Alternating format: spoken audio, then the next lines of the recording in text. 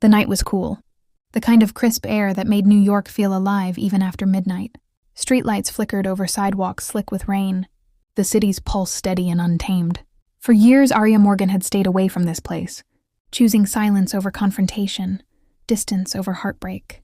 But now she was back with a purpose, back with fire in her chest. Her heels clicked against the pavement as she walked out of JFK, the weight of her luggage nothing compared to the storm inside her. She wasn't here for sightseeing or old memories or even closure. She was here for him. Ethan Calloway. The name tasted bitter in her mouth. Once he had been her everything, the late-night laughter, the warmth on winter mornings, the reason she believed in forever. But forever had ended abruptly, shattered by betrayal so sharp it cut deeper than any knife.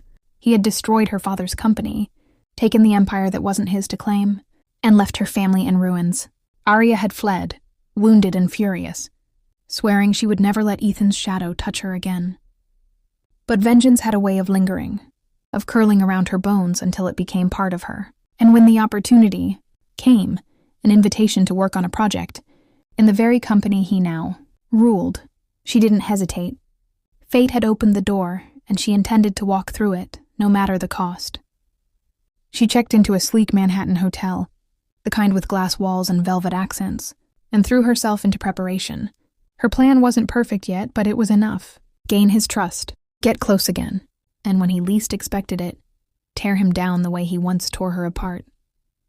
But as she stared at her reflection in the bathroom mirror that night, she hesitated for just a second, because revenge was simple in theory. In reality, it required facing the man who had once held her heart, and the heart she knew was treacherous.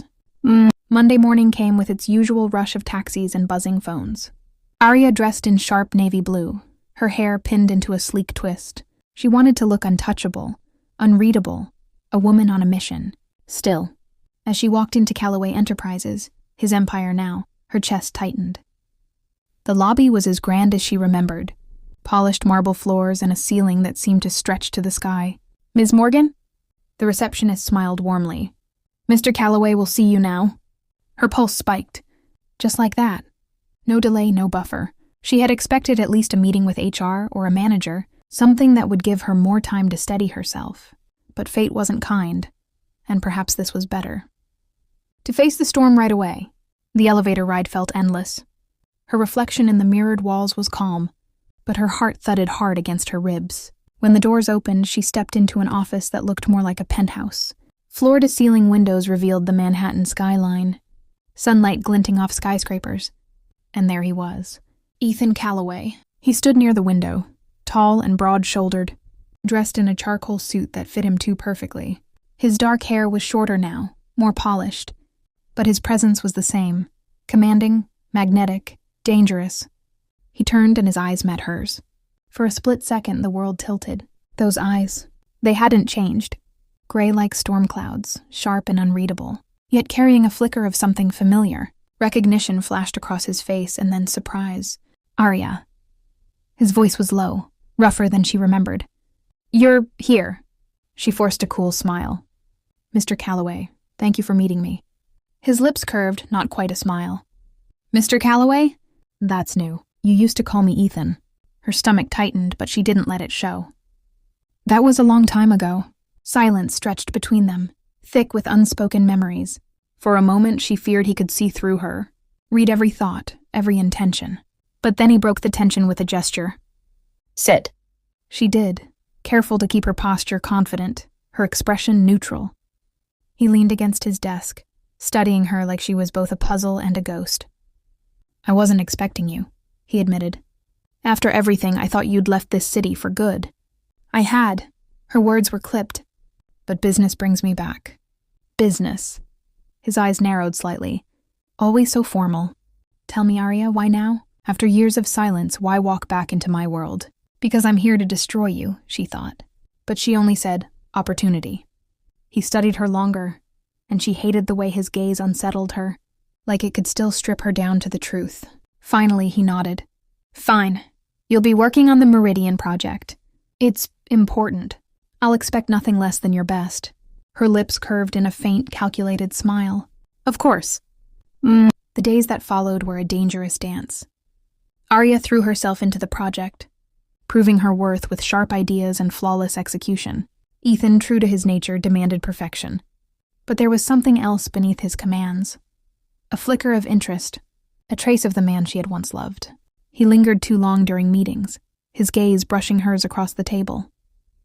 He stopped by her office more often than necessary, under the guise of updates. And every time her resolve wavered just a little, because Ethan Calloway wasn't just the man who had ruined her family. He was also the man who had once kissed her in the rain, who had held her hand as though it anchored him, who had whispered promises in the dark. She hated herself for remembering. One evening, after hours, she stayed behind to finalize some reports. The office was quiet, the city lights glowing outside. She didn't hear him approach until his voice broke the silence. "You haven't changed." She turned, startled. He stood in the doorway, jacket off, tie loosened, looking more human than powerful. "Excuse me?" she asked, keeping her tone even. "You still lose yourself in your work. I remember nights when I'd have to drag you away from your laptop." Her chest tightened. "That was a different life." "Maybe." He stepped closer, his eyes unreadable. "But sometimes it doesn't feel that way." She swallowed hard, her body betraying her with its awareness of him. This was dangerous, too dangerous. But when his gaze lingered on her lips, when the air between them thickened, part of her wanted to forget everything and fall back into the gravity that had once consumed them both. Instead, she forced herself to stand. "Good night, Mr. Calloway," and she walked out, heels echoing, before she could betray herself. But that night, lying in bed, Arya couldn't silence the truth. Revenge was never simple. Not when the man you swore to destroy was still the only one who could make your heart race with just a look.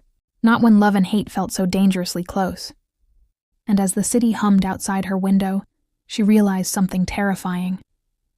She wasn't just here to break him. She was here to face the part of herself that still, against all logic, wanted him. And that might be the deadliest part of all. The following days blurred into a rhythm Arya hadn't expected. A rhythm that unsettled her more than it should have.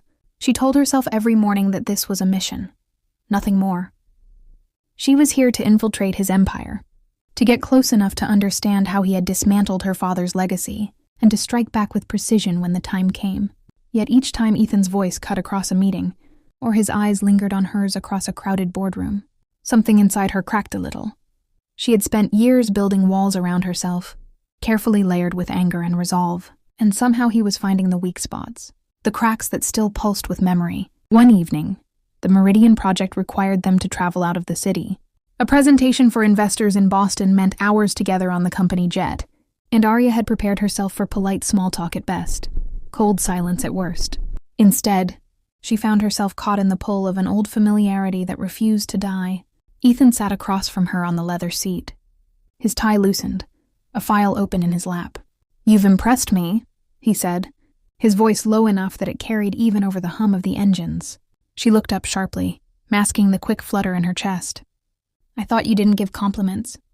He smirked faintly. "I don't, but when someone earns it, I say it. And you've earned it, Arya." She forced herself to look away, focusing on the glass of water in her hand. "Don't mistake my work ethic for anything else. This is business, nothing more. Is that what you keep telling yourself?" His tone carried an edge, almost daring her to admit more. She met his eyes then, anger sparking beneath the surface. "I don't need to tell myself anything. I know exactly why I'm here." His gaze lingered, probing, but then he leaned back, as though retreating before he pushed too far. Silence settled, broken only by the sound of the jet slicing through the night sky. Still, the words hung between them, heavy and unspoken, and Arya felt her control slipping in ways that scared her. The presentation in Boston went flawlessly. Investors were charmed, impressed, and most of all convinced, thanks in large part to Arya's polished delivery and sharp analysis.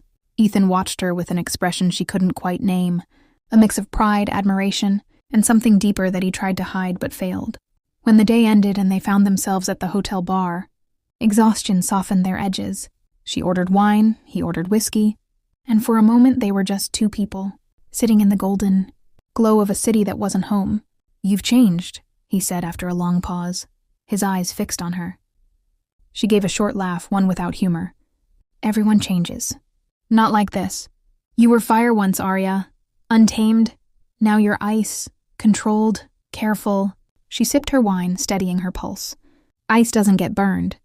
His jaw tightened at her words, and for the briefest second she saw something raw flash across his face. Something like regret, but then it was gone, hidden beneath the same armor he always wore. He leaned closer, his voice lower. I don't believe you're as frozen as you pretend to be.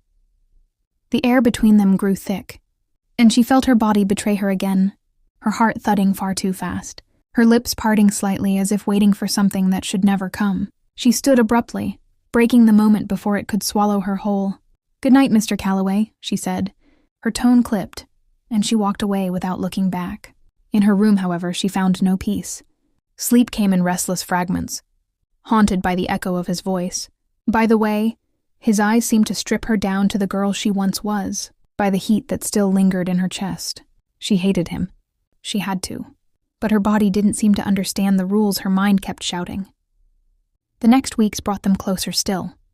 Late nights at the office blurred into casual conversations, accidental brushes of hands when passing files, moments where silence said more than words ever could. Arya felt herself slipping into dangerous territory, the kind of closeness she had sworn she would never allow again. But she also saw flashes of the truth she had come back to uncover, documents hidden behind locked cabinets, numbers that didn't quite add up, transactions that whispered of corruption, of betrayal not just to her family but to others as well. Every discovery added fuel to her fire, reminding her why she was here, why she couldn't afford to let her heart betray her mission. One night she stayed late, digging through records she wasn't supposed to access. She was so focused that she didn't hear Ethan until his voice cut through the silence. Looking for something? She froze, her heart slamming against her ribs. Slowly, she turned to see him standing in the doorway, his shirt unbuttoned at the collar, his expression unreadable. I was just finishing up the quarterly reports, she lied smoothly. He stepped closer, his eyes sharp. Don't lie to me, Arya, you were always terrible at it. The accusation stung, not because it wasn't true, but because of how easily he still read her. She forced her shoulders back. Maybe I've learned a few things since then. He stopped inches away, his presence overwhelming. Maybe, but I still know you. And you're hiding something. For a heartbeat, she thought he might push further, demand answers she wasn't ready to give. But then his gaze shifted, softening in a way that made her stomach twist. His hand lifted, almost touching her cheek before he caught himself, withdrawing at the last second. Careful, he murmured. You're playing a dangerous game. Her breath hitched, but she steadied her voice. So are you. Their eyes locked, and for a moment the entire world seemed to narrow to that single point of tension, that dangerous edge between desire and destruction. Then, as if the moment threatened to consume them both, he turned and left without another word. Arya sank into her chair, trembling, hating herself for the way her body still ached from his nearness, for the way her heart felt like it was unraveling. She reminded herself of her father's ruined empire, of the nights spent, watching her family's legacy crumble because of Ethan's choices. She reminded herself that this wasn't love anymore. This was war. But as the city lights glittered outside, she couldn't shake the truth she kept burying, that the line between love and hate was thinner than she ever imagined, and every step closer to her revenge was pulling her deeper into a storm. She wasn't sure she could survive. Arya told herself she could keep control. She reminded herself every morning that her purpose was revenge, not reconciliation, and that every lingering look Ethan gave her was a trap designed to weaken her resolve. But the longer she spent in his orbit, the harder it became to separate what was real from what was memory. The Meridian Project demanded constant communication, late nights and shared victories, and slowly the rhythm of their days began to feel like something dangerously close to partnership. She hated that part of her, liked it. One night after another exhausting round of meetings, Ethan suggested they grab dinner. It was late, the city buzzing with its usual midnight electricity, and for a moment she almost refused. Yet something in his eyes, something softer than the ruthless CEO facade he wore, made her hesitate. Against her better judgment, she agreed. They ended up at a quiet Italian restaurant tucked into a narrow Manhattan street, the kind of place that smelled of garlic and wine, with candles flickering in dark glass holders. The intimacy of it made her uneasy, but she masked it with the same coolness she always carried. Ethan ordered a bottle of red wine without asking her preference, and when the first sip touched her lips, she hated that it was exactly the kind she used to love. He remembered. You've changed, he said softly once their meals arrived. His tone wasn't accusatory this time, just observational, almost tender. She looked up from her plate. We already had this conversation. Not really. His eyes lingered on her, studying every detail. I see the armor, Arya, I see the walls, but I also see the woman underneath, the one I knew. She's still there. Her fork froze halfway to her mouth, her chest tightening. You don't know me anymore. Don't I? His voice was low, steady. I remember the way you used to laugh when you thought nobody was listening. I remember the way you loved fiercely, without hesitation. I remember the way you dreamed. You can put on all the ice you want, but I know the fire is still inside you. Her pulse raced, and she forced herself to set the fork down. You lost the right to remember those things. For a long moment, silence stretched between them, filled with the soft hum of conversation from other tables, the clink of glasses. Then Ethan leaned forward, his gaze locking with hers. I never stopped remembering, Arya, that's the problem. The confession caught her off guard, pulling at something she thought had long since died. She wanted to hate him for it, to throw his words back in his face.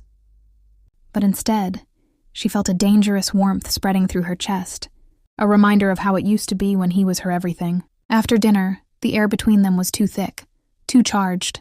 They walked outside, the city lights bathing them in gold and silver. She told herself to leave, to retreat before she lost more ground. But when Ethan reached for her hand, just lightly, barely a brush of fingers, she didn't pull away fast enough. The contact was fleeting, gone in seconds, but it left her breathless all the way back to the hotel. That night, she lay awake, staring at the ceiling, furious with herself. This was exactly what she couldn't allow. He was the enemy. He had destroyed everything her family had built, left scars too deep to ever forgive. And yet, with one touch, one look, he reminded her of a love she thought she had buried. It was weakness, and weakness would ruin her. The next day, she buried herself in her mission with renewed focus. She had managed to copy several files from the company servers, each one revealing more about Ethan's questionable deals. Hidden shell companies, transfers that bled money from projects meant to help people. Proof that his empire wasn't built on brilliance alone, but on shadows and betrayal. With every discovery, her resolve sharpened. And yet, the more evidence she gathered, the more she questioned the full story. Some of the documents pointed to other names, other hands pulling strings in the dark. Was Ethan the mastermind, or just the face of something larger? The thought unsettled her, because if he wasn't fully guilty, then her mission became even more complicated. That evening, as she sat in her office staring at the damning files, Ethan appeared at her door. He didn't knock, didn't ask permission, just walked in like he owned the air she breathed. You've been avoiding me, he said, closing the door behind him. She forced her expression neutral. We've both been busy. He stepped closer, his gaze unyielding. That's not it. You're running, just like you did years ago. Anger flared in her chest. Don't you dare compare this to the past. Then tell me what you're hiding. His voice was firm, but underneath it there was something vulnerable, something almost desperate. She stood abruptly, the distance between them vanishing in seconds. You don't get to demand answers from me, not after what you did. His jaw tightened, his eyes darkening. What I did? He stepped closer, close enough that she could feel the heat of him. You think you know everything, but you don't. You never asked me. Arya, you never let me explain. Her breath caught, the fury in her chest warring with the ache in her heart. Explain what? That you destroyed my family? That you took everything from us? His hand lifted, hovering inches from her cheek. But he didn't touch. His voice dropped to a whisper. It wasn't that simple. Her throat tightened, her defenses threatening to crumble. For years she had lived on the certainty of his betrayal, the clarity of her hate. But now, with him so close, with his voice trembling with something that sounded like regret, she felt the ground shift beneath her feet. Before she could demand answers, before she could retreat, he closed the distance. His lips brushed hers, soft at first, hesitant, like he was giving her a chance to pull away. She should have.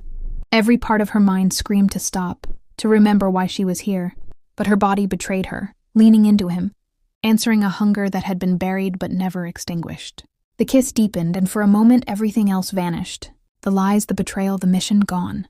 All that remained was the taste of him, the heat of his hands as they framed her face, the way her heart pounded like it had years ago when love was simple and untainted. When she finally pulled back, breathless and trembling, she hated herself for it. "This changes nothing," she whispered, her voice unsteady.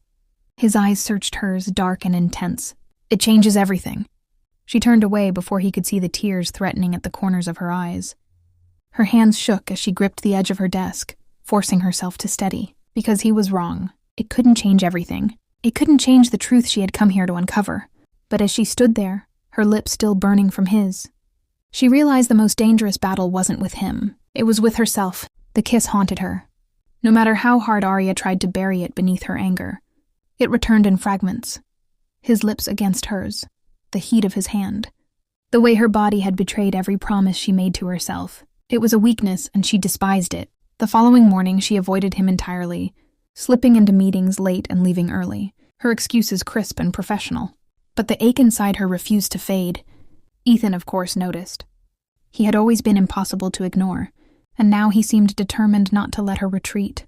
He lingered in her doorway, asked unnecessary questions during meetings, his gaze brushing hers with an intensity that made it hard to breathe.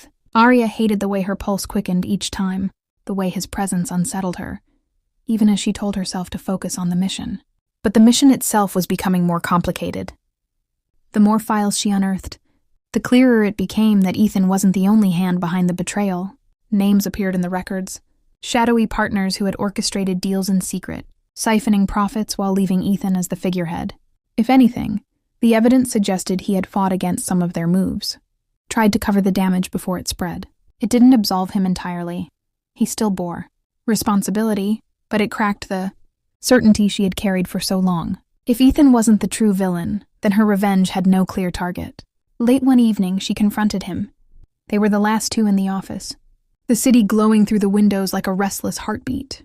She tossed a folder onto his desk, her eyes sharp. "Care to explain this?" He looked at the papers, then back at her, his expression unreadable. "Where did you get these?" "Don't answer my question with another question." Her voice cut like glass. "Tell me why your name is on documents tied to companies that don't exist." He leaned back in his chair, his gaze steady. "Because I was trying to stop it." She let out a bitter laugh. "Stop it? That's convenient." "It's the truth." His tone was firm, but beneath it she heard exhaustion. "There are people in this business, powerful people, who move money through shell companies to hide their tracks. I found out too late, and by the time I tried to pull back, it was already done. Your father's company was caught in the middle. I tried to save it, Arya. I tried, but..." Her breath caught, her anger colliding with disbelief. "You expect me to believe you were the hero in all of this?" His jaw tightened, his eyes flashing. "No, I expect you to believe that nothing was as simple as you think. You built your hate on half the story." The words cut deeper than she expected, because part of her had already begun to suspect the same. She turned away, struggling to keep her composure. "Why didn't you tell me then? Why didn't you explain before everything fell apart?" "Because you didn't give me the chance." His voice softened, almost breaking. "You walked away, Arya. You never looked back. And I thought maybe you hated me too much to ever listen." The silence that followed was suffocating. She wanted to scream, to deny everything, to cling to the anger that had carried her through the years, but her heart wouldn't let her. She remembered the nights she had cried herself to sleep, the endless questions she had buried beneath her rage, and now standing in front of him, she realized the truth she feared most. She had never wanted to hate him. She had wanted answers. She had wanted him, but that didn't erase the pain. "You still took everything from me," she whispered, her voice trembling. His eyes met hers, full of regret. "I lost everything too." The vulnerability in his words cracked something inside her, and for a dangerous moment she wanted to believe him. She wanted to let go of her revenge, to let the fire burn out and collapse into his arms like nothing had ever gone wrong. But the weight of the past pressed too heavily. She couldn't forgive so easily. The tension between them only grew in the days that followed. Their professional partnership remained flawless, but beneath the surface their connection simmered. Unspoken words and stolen glances pulling them closer despite the walls. She tried to build. Every time he stood near, her body remembered. Every time he looked at her, she wondered if he was telling the truth. Then came the night that broke the fragile balance. They were at a charity gala, the kind of event where champagne flowed and diamonds glittered under chandeliers. Arya wore a sleek black dress, her hair tumbling in waves, and for the first time in years she felt powerful, untouchable. until Ethan appeared at her side, dressed in a perfectly tailored tux, his presence overwhelming the room. "You look..." His voice faltered for a second, and then he finished softly. "Incredible." She forced a cool smile. "Flattery doesn't suit you." "It's not flattery. It's truth." His eyes lingered on her, and she felt her pulse quicken despite herself. The evening unfolded in a blur of introductions and conversations. But Ethan never strayed far from her side. At one point, he leaned in to murmur something in her ear, his breath warm against her skin, and she nearly shivered. She hated that he still had this power over her, hated that every fiber of her being wanted to surrender. When the gala ended, they found themselves outside together, the city night cool and quiet compared to the glittering chaos inside. For a long moment, neither spoke. Then Ethan reached for her hand, just as he had that night weeks ago, but this time he didn't let go. "Arya," he said softly, "I don't want to fight you anymore." Her throat tightened, her heart thundering. "And what do you want instead?" He stepped closer, his hand cupping her face, his eyes burning with a mix of desperation and desire. "I want you. I've always wanted you." The words undid her. She tried to summon anger, to remind herself of her mission, but the truth was too raw, too undeniable. When his lips met hers again, the kiss was nothing like the first. It was fierce, consuming, full of years of pain and longing. She should have pushed him away, but instead she melted into him, her body betraying every promise she had made. When they finally broke apart, she was breathless, her heart unraveling. "This is wrong," she whispered, though her voice lacked conviction. "Then let it be wrong," he said, his forehead resting against hers. "Because it feels more right than anything else ever has." She closed her eyes, torn between love and hate, revenge and surrender. For years she had dreamed of destroying him, of watching him fall, and yet in that moment all she wanted was to hold on. But deep inside she knew the truth hadn't fully come out. There were still secrets between them, still shadows waiting to be uncovered. And when they surfaced, she feared the fragile thread holding them together would snap, because love could ignite as easily as hate, and sometimes the two were impossible to tell apart. The morning after the gala, Arya woke tangled in silk sheets, her heart still racing from the fire of Ethan's kiss, her mind trapped between desire and dread. The scent of him lingered on her skin, intoxicating and dangerous, a reminder of the line she had crossed. She sat up, pressing her palms to her temples. This wasn't the plan. She hadn't come here to fall back into his arms. She had come to destroy him, and yet the memory of his voice echoed inside her, soft, desperate, broken. "I've always wanted you." She forced herself out of bed, out of weakness, and into armor once more. She couldn't lose focus now, not when the evidence she had stolen was more damning than ever. She had enough to ruin him, enough to tear down his empire piece by piece. But the question that haunted her was no longer whether she could, it was whether she should. Later that day, Ethan appeared in her office. He closed the door behind him, his expression carved with something heavier than usual. "We need to talk," he said simply. She didn't look up from her desk. "We've been doing a lot of that lately." "Not like this." His tone was sharp, urgent. "There are things you don't know, Arya. Things I should have told you years ago." Her pulse jumped, but she kept her voice steady. "Then tell me now." He hesitated, his hands braced against her desk, his eyes locked on hers. "Your father, he trusted people he shouldn't have, partners who weren't what they seemed. They funneled money, made deals behind closed doors. When I found out, it was already too late. The collapse was coming no matter what I did. I tried to shield him, to shield you. But when the company fell, I was the one left standing in front of the fire. And you thought I lit the match." Her throat tightened. The certainty she had lived with for so long wavered like fragile glass. "Why didn't you tell me then? Why let me believe you were the enemy?" His voice cracked. "Because I didn't deserve your forgiveness. I failed you. I failed him. And I thought, maybe your hate was easier for you than knowing the truth." Her breath hitched, her heart twisting painfully. She wanted to scream at him, to demand why he hadn't fought harder, why he hadn't trusted her with the truth. But part of her knew he was right. She had run from him, too consumed by her anger to ask the questions that mattered.